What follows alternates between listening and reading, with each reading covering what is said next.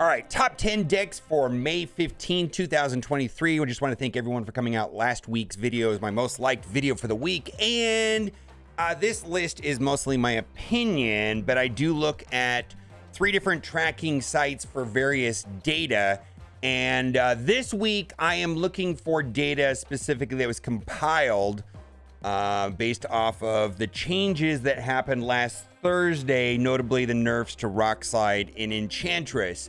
Some of the tracking websites, untap.gg, is using data that is almost a month old, and so I'm trying to find current information. Now, this is mostly my opinion. I have 10 decks that I like, and then at the end of the video, we're going to talk about 4 decks that really make me smile. Not that they're viable, but they could become a thing.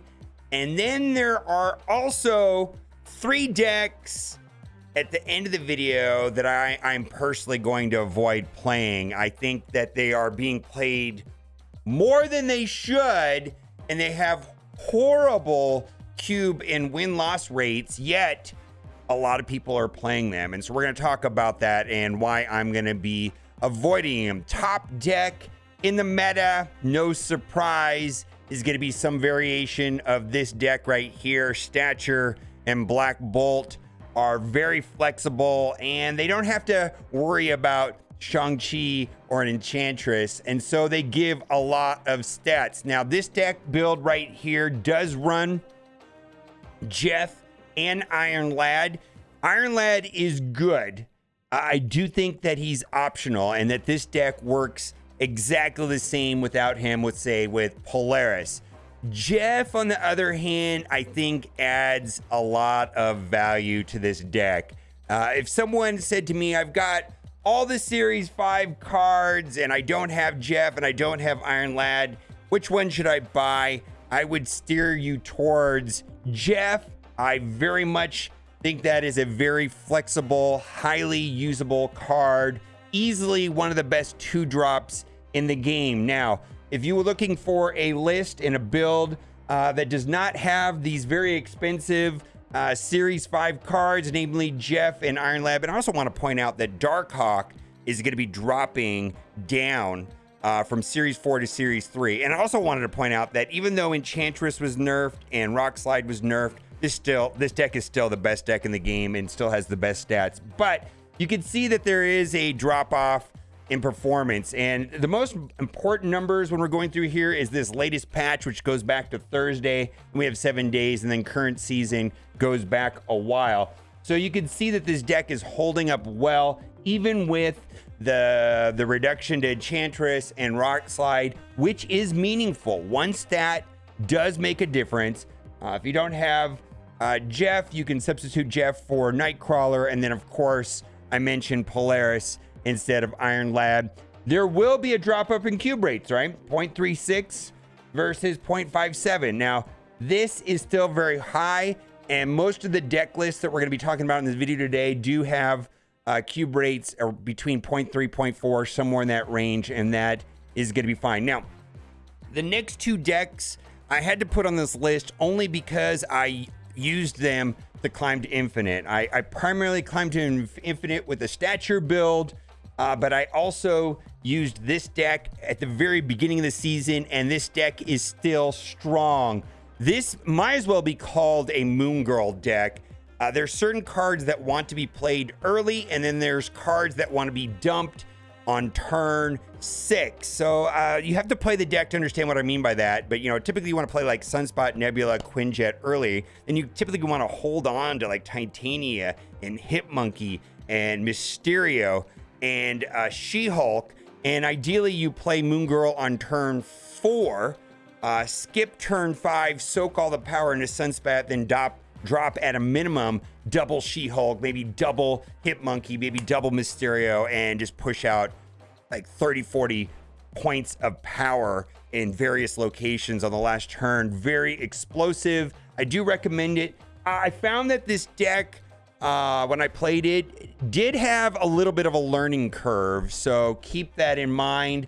And also, this deck doesn't particularly like Killmonger. The other deck that I used to climb And I actually wasn't going to put this on the list. And there are a lot of versions of MODOK. There's a Hela version, which I'm not a fan of. There's also a version that runs Moon Knight and Swordmaster, but I like this one here because it's predictable with the discard, targeted discard with Culling Wing. Hitting a Wolverine or Swarm is quite amazing. And then Lady Sif targeting specifically Apocalypse. Ideally on, you play, let's say Nebula turn 1, Morbius turn 2, Storm turn 3, Dracula turn 4, MODOK dumps your hand, then you have a bunch of Swarms and Wolverine bounces up to the board and your Apocalypse get big. And then you draw into Chavez on the last turn. And then you play Chavez and all the Swarms, and then Apocalypse gets fed into Dracula. In the meantime, your Morbius is climbing. Very good deck. But I almost debated not putting this on the list. This is probably going to be the lowest cube rate deck as far as this deck goes. Deathwave will never go away. This deck has been in the archetype, in the format, and has been competitive for a long time. I feel like Killmonger is an important part of this meta. This deck has answers to a lot of problems. Wave on turn 5, soak up 2 energy, and then on turn 6, we'll be playing, hopefully, Death for free, She-Hulk for 2, and then something else, whether that's Enchantress, Arrow, or Doom. Very impactful deck, and I think largely that it has to do with Killmonger. There's another version of this deck also, and it's the Doom Wave, which sees a lot of play as well. Instead of running the Destroy package with Death, it runs good cards. And what I mean by good cards, high stat cards that are very efficient for their cost. Sunspout, Iceman, Scorpion, Lizard, and so on are very effective cards. There's a couple versions of this deck. Some decks, instead of running White Queen, run Enchantress, which does synergize with Lizard as well. So Deathwave, Doomwave are both viable cards, and that largely has to do with the interaction with Wave and She-Hulk. Playing Wave on turn 5 can be problematic for a lot of decks that want to dump their hand on turn 6. So that is why these decks are doing very well. Also, as we go through the rest of this list, largely the rest of the meta, or at least a lot of the meta, not all of it, but a lot of the meta, has to do with Darkhawk. And Darkhawk will be dropping from Series 4 to Series 5. I believe tomorrow is my understanding. We'll have to see, but that's my prediction as of right now. And there is something that I refer to as the Darkhawk package, which is going to be Darkhawk paired up with Rockslide and Korg alongside Zabu. Sometimes you can use Black Widow, but definitely she is the weakest of the choice. But that is the Darkhawk package: Korg, Rockslide, Zabu, and Darkhawk. And it is the most, probably the most powerful package in the game right now, especially when paired up with Stature and Black Bolt. Then there is the Devil Dino package, and there's a lot of versions of what this can do, but this one right here specifically is using Devil Dino, and then to keep the hand full and get as most value out of Devil Dino possible, Moon Girl, Agent Coulson, Sentinel is keeping the hand full. And then of course this runs Mystique, which can be copying either Darkhawk or Devil Dino, and it's fantastic. Cosmo is also excellent here for a defensive choice. There's some flexibility on cards that you can run. Some versions of this run Enchantress instead of Shang-Chi. Lots of different ways of doing this, and I've even seen a version of this deck that runs Maria Hill instead of Cosmo, but I like the Cosmo. But anyways, this is a Darkhawk Devil Dino deck.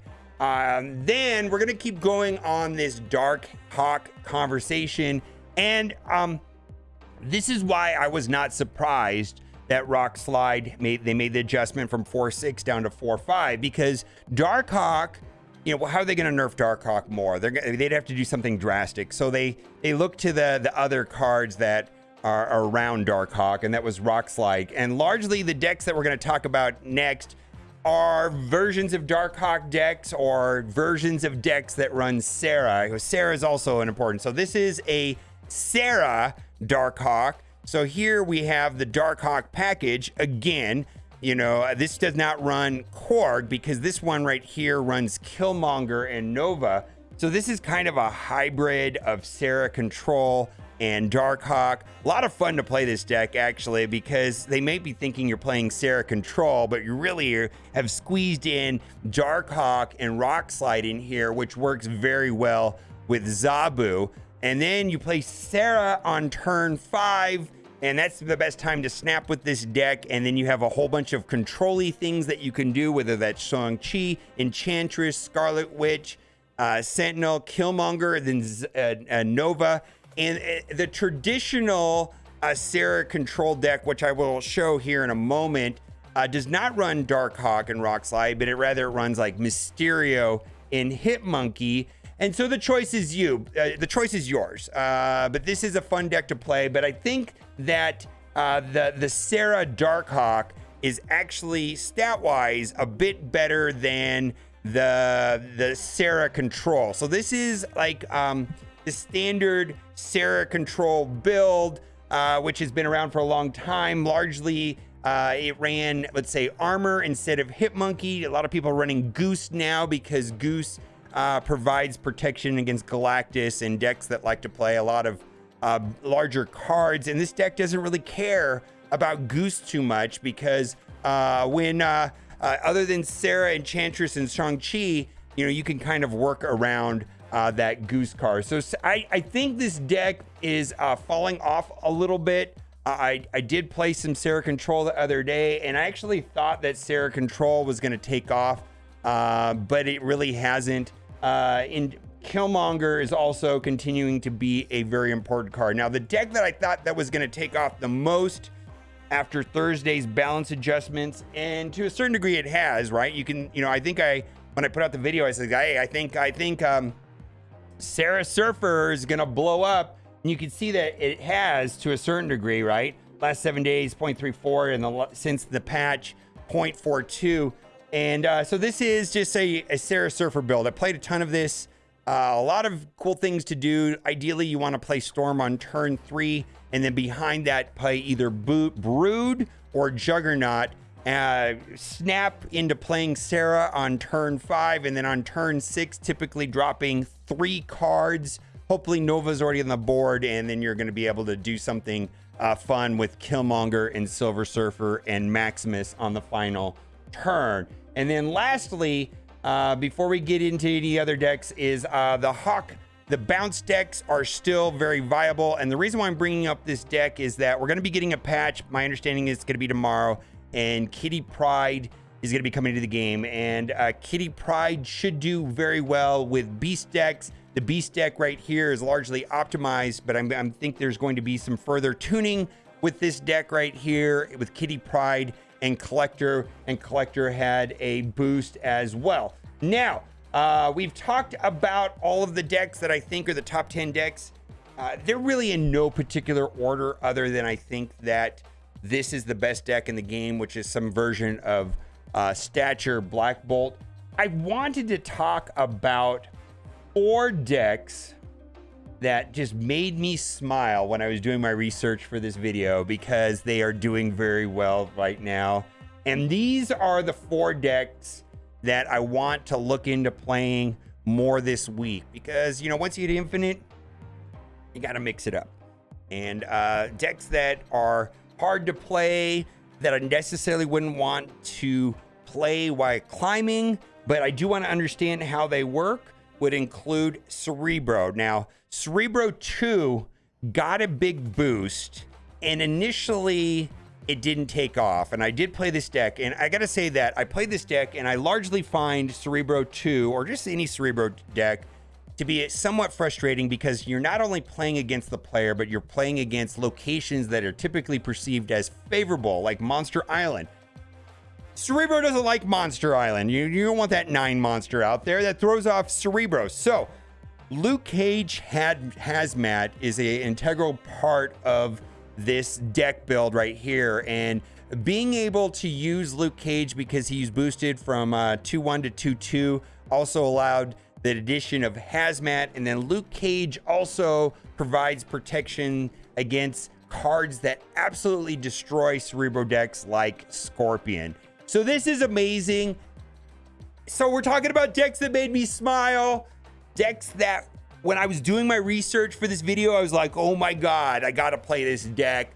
This is the first of 4 decks that really caught my attention that I want to play this week, just for the enjoyment of fun. And it looks like they have the cube rate and the win rate to back it up. The next deck right here is a deck that runs Orca, and I've lost to this deck.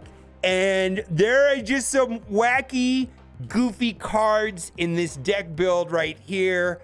How often do you get to play Jane Foster and Atuma and Rescue at Orca? And I don't think this is a very good build, but I want to play it. I just want to play it because it has Orca, and I've lost to Orca. Orca's come down in a solo lane, and I was like, I just lost to Orca, and it blew my mind. Something I want to try out. Like I said, I don't think it's that great. And then the next deck that made me smile is a proper Guardians deck. Now, I was super skeptical that this was going to be a thing, and I don't know if this is hyper competitive. This is, in my opinion, kind of on the novelty side still, but Drax got a boost, or I don't know if I'd call it a boost, an adjustment, and just the idea of being able to play on the final turn, let's say like Gamora and Rocket on turn 6, or and just the functionality of Nebula. Now, largely this is a Daredevil deck, and so it has a lot of the elements of knowing where to place your card on turn 5. Again, I don't know how hyper competitive this is, but this is something I want to try out. And then lastly, on decks that make me smile, and I did get to play this deck, and I did have fun playing this deck, but I think that this is partially due to the locations that we had this weekend. I think people were playing this deck around the negative decks, but that was largely about ongoing cards. But this deck right here does not run Galactus, and so that's why it made me smile, because the Venom decks that I was playing were running Galactus. Deadpool and Venom largely have not been amazing, but it made me smile. I want to try it. Now, the next 3 decks are decks that are very popular right now, and I'm not sure that people know what their performance is. The first is Mr. Negative decks. I'm not entirely sold on Mr. Negative decks. Negative cube, we have a positive cube rate on this one, which is good, but we have a negative win rate. I feel like when I play against Mr. Negative decks and I see them go off with Mr. Negative on turn 3, and I usually dip out. So I would suggest maybe playing this deck just to see how quickly it can get out of control if you don't retreat, because you could definitely throw down a lot of power on the last turn with an inverted Iron Man, inverted Arm Zola, inverted Null. But this deck is probably a frustrating deck to play. Like I said, negative win rate. Toxic Sarah. So this was a deck that I played a lot back in the day, and I just don't think it's as viable as it once was. I believe it's also inconsistent. Right here, we've got negative win rate and a flat cube rate. This is a deck that I'll be moving away from. And then the last one is move decks, and the stats on move decks right now are absolutely horrendous. Absolutely horrendous. I'm going to be avoiding playing move decks. Now, move decks are high skill cap. I think there are people out there that can win with them for sure. It requires a lot of insight to what locations are favorable to the deck, and when to retreat, when to snap. That's true of every single deck we've talked about today, but there is a high skill cap, not only to this deck, but I think Cerebro is a high skill cap deck also. But here's the thing about move decks. They will shine. Move decks will have their moment. There is a move meta on the way. If we look at the data mine cards that are coming out around the time of the the Spider-Verse Into the Spider-Verse movie. There will be a move meta, if I were to guess, based on the data mine cards. All those cards are subject to change. But right now, I would avoid playing this deck. Let me know what you think in the comment section. I purposely left off Galactus decks and Electro Ramp decks. I feel like everybody knows about them, and they're okay right now. I don't think they're broken or super special, so I just didn't feel like putting them on the list. Any other decks that are working with you? In general, the meta's wide open. Lots of great cards, lots of great decks to play right now. And as always, thanks for watching. Keep on gaming. Bye for now.